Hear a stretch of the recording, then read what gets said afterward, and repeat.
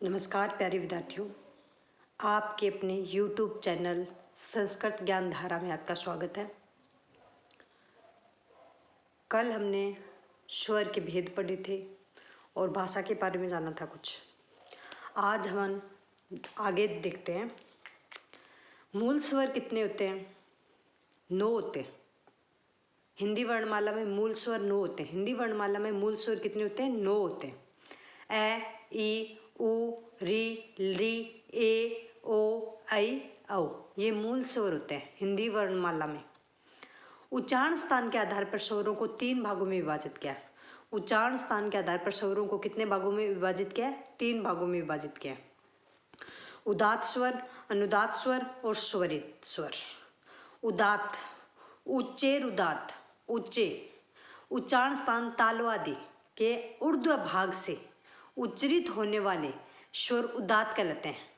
उदात्त का कोई चिन्ह नहीं होता है। उदात्त स्वर का कोई चिन्ह नहीं होता है। ये उच्चरु उदात्त तालु के जब अपन इन स्वरों का उच्चारण करते हैं तो तालु के जीभ में अपनी जीवा है ना, वो टच करती है ऊर्ध्व भाग, ऊपर के भाग। तो उच्चेर उदात्त इसका, उदात्त का ये सूत्र है उच्चेरु उदात्त। उच्चारण स्थान तालु आदि के ऊर्ध्व भाग से उच्चरित होने वाले स्वर उदात्त कहलाते हैं। उदात्त स्वर का कोई चिन्ह नहीं होता है। इनका चिन्ह होता है, उदात्त का चिन्ह होता है। अनुदात्त स्वर, निचेर अनुदात्त उच्चारण स्थान तालु आदि के अधोभाग, नीचे जो नीचे के भाग में टच करता है जीवा, उच्चरित होने वाले स्वर को अनुदात्त कहते हैं। अधो ऊर्ध्व ऊपर, अधो नीचे। अनुदात्त का चिन्ह वर्ण के नीचे पड़ी ये ऐसी आडी रेखा होगी। कोई भी वर्ण होगा उस पर यह आडी रेखा होगी, वो अनुदात्त का वो चिन्ह होगा, अनुदात्त स्वर का चिन्ह होगा। स्वरित स्वर, समाहार स्वरित उच्चारण स्थान तालु आदि के मध्य भाग से उच्चरित होने वाले स्वर को स्वरित कहते हैं। और इस स्वरित का चिन्ह ऐसे होता है और अनुदात्त का ऐसे होता है। स्वरित का चिन्ह वर्ण के ऊपर पड़ी रेखा होती है। उदात्त का कोई चिन्ह नहीं होता है। अनुदात्त का पड़ी रेखा होती है और ये खड़ी रेखा होती है। ह्रस्व, दीर्घ और फ्लुत। उदात्त को देखते हैं। इसमें ह्रस्व, दीर्घ और फ्लुत ये भी स्वर के प्रकार बताए थे मैंने आपको। ह्रस्व स्वर कितने होते हैं? 5, 8। फ्लुत स्वर 9। पिछली वीडियो में हमने देखा था ना, ह्रस्व स्वर 5 होते हैं, दीर्घ स्वर 8 होते हैं और फ्लुत स्वर 9 होते हैं। अब उदात्त, तो उदात्त का कोई सिंबल नहीं होता है, तो ए। फ्लुत का सिंबल ये होता है ना, ए, आ, ए। और अनुदात्त की ये पड़ी रेखा होती है, तो ये देखो, ए के नीचे भी है, आ के नीचे भी है और ए के नीचे भी नहीं है। स्वरित में ऊपर खड़ी रेखा है, ए के ऊपर है, आ के ऊपर है और ए के ऊपर है। ठीक है। सानुनासिक और निरनुनासिक के आधार पर ए वर्ण के 18 भेद होते हैं। स अनुनासिक और निरनुनासिक में ए के 18 भेद होते हैं। अनुनासिक और अननुनासिक में ए के 18 भेद होते हैं। इस प्रकार ई, उ, री के भी 18 भेद माने गए हैं। तो ह्रस्व स्वर के 18 भेद हैं। ह्रस्व स्वर आपको पता है ए, ई, उ, री, इनके 18 भेद हैं। ठीक है। ली वर्ण से दीर्घो न संति। ली वर्ग का दीर्घ नहीं होता है। ली ह्रस्व ही होती है, ऐसे ली नहीं होती है, इसका दीर्घ नहीं होता है, ये ह्रस्व होती है। ली वर्ण का दीर्घ नहीं होता है, इसलिए ली वर्ण के 12 भेद होते हैं। ली और री आपस में सवर्ण संज्ञा होती है। आगे देखेंगे अपन सवर्ण संज्ञा किसे कहते हैं। तो ली और री की आपस में सवर्ण संज्ञा होने के कारण इनके 30 भेद होते हैं। तो ली के तो यहाँ पे लिखते हैं।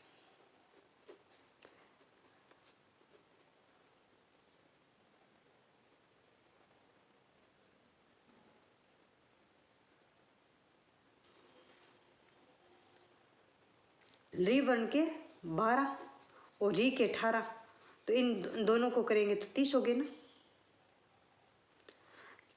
री और री आपस में सवर्ण संज्ञा होने के कारण दोनों के 30 भेद होते हैं। री वर्ण से कति भेदा, री वर्ण, ऐसे क्वेश्चन पूछे री वर्ण से कति भेदा तो 18 लिखेंगे, वर्ण से आएगा तो। री वर्ण यो आएगा तो 30 लिखेंगे, क्यों, इसमें री और री की सवर्ण संज्ञा होगी, वर्ण यो में तो, सॉरी आपको दिख नहीं रहा। री वर्ण से दीर्घ न संति, री वर्ण के दीर्घ नहीं होता है, री वर्ण दीर्घ नहीं होता है, इसलिए इसके री वर्ण के 12 भेद होते हैं। री के कितने होते हैं, 12 होते हैं। री और री आपस में सवर्ण संज्ञा होने के कारण दोनों के 30 भेद होते हैं। री 12, री 18, तो 30 हो गए। क्वेश्चन ऐसे, अगर एग्जाम में क्वेश्चन ऐसे पूछा जाता है, री वर्ण से कति भेदा, वर्ण से तो 18 और री वर्णियों कति भेदा तो 30। बस ये ध्यान रखा है, स्या आ गया तो 18 लिखने, और यो आ गया, वर्ण यो आ गया तो 30 लिखना है। बस थोड़ा क्वेश्चन को अच्छे से समझना है, नहीं तो ये गलत होने के ज़्यादा चांसेस होंगे, क्योंकि समझ नहीं आएगा क्या पूछ रहा है। तो इसको अच्छे से ध्यान रखना है।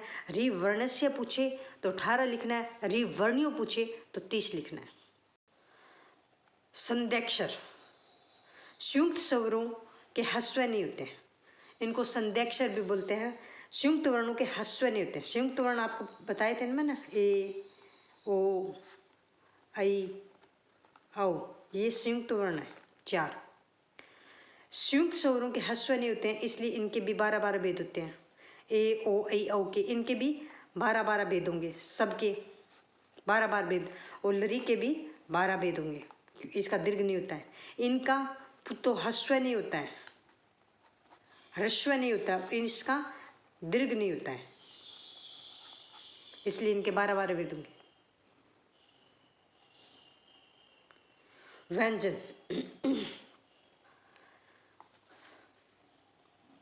व्यंजन अनुवग भवन्ति इति व्यंजन, अनु अच प्लस भवति, अनु अच जिसके पीछे अच हो वो व्यंजन है। अनुवग भवन्ति इति व्यंजन, वे वर्ण जिनके पीछे स्वर जुड़ जाता है, पीछे स्वर जुड़ जाता है, तो व्यंजन तो ऐसे होते हैं ना, वैसे बोलने में आता है कै, मगर होते हैं ऐसे हलंत आधे होते हैं। व्यंजन मूल रूप में ऐसे होते हैं, और इनके साथ ऐसे ए जुड़ेगा तो ये कै बनेगा। तो ये पीछे अच्छा है ना, स्वरों को अच कहते हैं, तो पीछे ए तो ये पूर्ण ये कै बना है, और मूल रूप में व्यंजन आधे होते हैं, ऐसे होते हैं। तो इस व्यंजन का सूत्र है अनुवग भवन्ति इति व्यंजनम, अनु अच भवति। वे वर्ण जिनके पीछे स्वर जुड़ जाता है, अर्थात जिन्हें स्वरों की सहायता से उच्चरित किया जाता है, वे व्यंजन कहलाते हैं। स्वरों की सहायता से उच्चरित किया जाता है, वे व्यंजन कहलाता है। संस्कृत में सभी व्यंजन हल प्रत्याहार होते हैं, आगे अपन देखेंगे। हल प्रत्याहार के अंतर्गत आते हैं। माहेश्वर सूत्र होते हैं, उनसे प्रत्याहार बनते हैं, और जिसमें है से लेकर लय के बीच में सारे व्यंजन आ जाते हैं। और अच स्वर ऐ से लेकर चय के बीच में आ जाते हैं, तभी इन्हें अच कहते हैं। और व्यंजन को हल इसलिए कहते हैं, है से लेकर प्रत्याहार में लय तक सारे व्यंजन आ जाते हैं, इसलिए इसको हल कहते हैं। मूल व्यंजन 33 होते हैं, मूल व्यंजन 33 होते हैं। 5 वर्णों के समूह को वर्ग कहते हैं, जैसे कै, ख, इसको वर्ग कहेंगे। कै, ख, ग, घ, ङ को, ये 5 वर्णों का समूह है, इसे वर्ग कहेंगे। 5 वर्णों के समूह को क्या कहते हैं, वर्ग कहते हैं। जैसे कै वर्ग, इन्हें कुवर्ग भी बोलते हैं, कुचुटु तुपु कुवर्ग भी बोलते हैं, क्योंकि इसमें ऊ की संज्ञा होती है, इसलिए ये वर्ग है। वर्ग 5 होते हैं, कु, कै वर्ग, चै वर्ग, टै वर्ग, तै वर्ग, पै वर्ग। 5 वर्ग होते हैं। पाणिनि ने सूत्रों में कु से कै वर्ग, चू से चै वर्ग, टू से टै वर्ग, टू से तै वर्ग, पू से पै वर्ग ग्रहण किया है। और शॉर्ट में से क्या कहते हैं? कु चू टू तू पू। क्योंकि ये सभी वर्ग उदित ऊ की इत संज्ञा वाले होते हैं। उदित ऊ की इत संज्ञा वाले होते हैं। अनुदित सवर्णस्य चा प्रत्यय से अपने वर्णीय को ग्रहण करते हैं। कौन से सूत्र से करते हैं? अनुदित सवर्णस्य चा प्रत्यय सूत्र से। अनुदित सवर्णस्य चा प्रत्यय सूत्र से ये अपने अपने वर्ग को ग्रहण कर लेते हैं। जैसे कु कै वर्ग, कै ख ग, कु वर्ग बोलेंगे तो अपने आप कै ख ग ग सब समझ में आया। चू या चै वर्ग बोलेंगे च छ ज ज है। टै वर्ग टू या टै वर्ग बोलेंगे तो ट ठ ड ढ है। टू तै वर्ग बोलेंगे त थ द ध न। पू वर्ग बोलेंगे या पै वर्ग बोलेंगे तो पै फ ब भ म। और ये इनको स्पृश वर्ण भी बोलते हैं। कादियो माउसाना स्पृशा, ये 25 होते हैं। अंतस्थ वर्ण कितने होते हैं? ये तो होंगे 25। स्पृश वर्ण बोलते हैं इनको 25। और अंतस्थ वर्ण 4 होते हैं और ऊष्म वर्ण भी 4 होते हैं। अंतस्थ वर्ण होते हैं य व र। इनका हिंदी में क्रम दूसरा होता है, संस्कृत में होता है। हिंदी में तो य र ल व होता है और ये संस्कृत में य व र ल होता है। ये क्रम भी पूछ लिया जाता है कई बार पेपर में।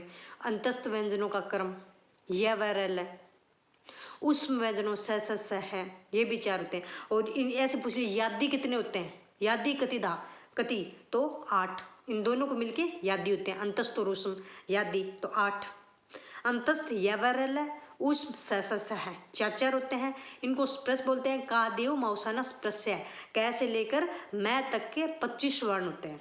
कादेव माउसाना स्पृशा कै वर्ग। ठीक है। संयुक्त व्यंजन देखते हैं। क्ष त्र ग संयुक्त व्यंजन है। ये कै श और ऐ से मिलके क्ष बना है। कै श और ऐ से मिलके क्ष। त्र बना है। तै र ऐ से मिलके त्र बना है। जय बोलते हैं इसको। जय और ये ऐ से मिलके जय बना है। यम वर्ण कितने होते हैं? कु खु गु घू। यम वर्ण भी 4 होते हैं। कु खु गु घू यम वर्ण 4 होते हैं। क्वेश्चन में सीधा सीधा क्वेश्चन पूछ रहा है यम वर्णा कति कतिदा, तो कु खु गु घू। अनुनासिक 5 होते हैं। य मैं ड न। अनुनासिक वर्ण य मैं अड न। जीवा मूल्य, इनको अर्धविसर्ग बोलते हैं। ये जीवा मूल्य और उपदमान्य का सम्मिलन होता है। जीवा मूल्य में तो कै ख आएगा, उनके आगे ये अर्धविसर्ग सा लगा होगा। कै ख जीवा मूल्य में कै ख 2 ही होते हैं। उपदमान्य भी 2 होते हैं, पै और फै। इनके पै और फै के आगे ये ऐसा लगा मिलेगा। कै और ख के आगे ऐसे लगा मिलेगा तो वो जीवा मूल्य होगा। पै और फै के आगे ऐसे ये सिंबल लगा हुआ मिलेगा तो उपदमान्य होगा। वैसे सिंबल को और कै ख के आगे लगा होगा तो जीवा मूल्य है, और पै फै के आगे लगा हुआ तो उपदमान्य होगा। अनुस्वार, ये ऊपर जो बिंदु सा लगा होता है इसे अनुस्वार बोलते हैं। द्विस्पृष्ट ग्ल ओम अग्नि मीडे प्रोहितम मीडे मीडे ऐसे से उच्चारण होता है। मीडे जो अग्नि मीडे सूत्र है अग्निसूत्र का, उसमें द्विस्पृष्ट ये ऐसे सिंबल होता है। दिख रहा होगा आपको, ये ऐसे और ऐसे ये सिंबल होता है। और इसका उच्चारण ड और ल का सा होता है। ये एक ही होता है द्विस्पृष्ट, और इसका सिंबल ये होता है। और ड ल ऐसे मिलके बना होता है। ये विसर्ग पता ही है सबको। अनुस्वार और विसर्ग तो पता ही है। बस जीवा मूल्य है, ये अर्ध विसर्ग किसके आगे लगेगा? कै और ख के आगे। उपदमान्य में पै और फै के आगे। अनुस्वार ऊपर जो बिंदु होती है द्विस्पृष्ट, ये हो ही गया, एक ही सिंबल है। विसर्ग ये 2 लगते हैं। उपदमान्य व जिह्वा मूल्य के अर्ध विसर्ग कहा जाता है। इनको अर्ध विसर्ग ये मैंने बता दिया था आपको।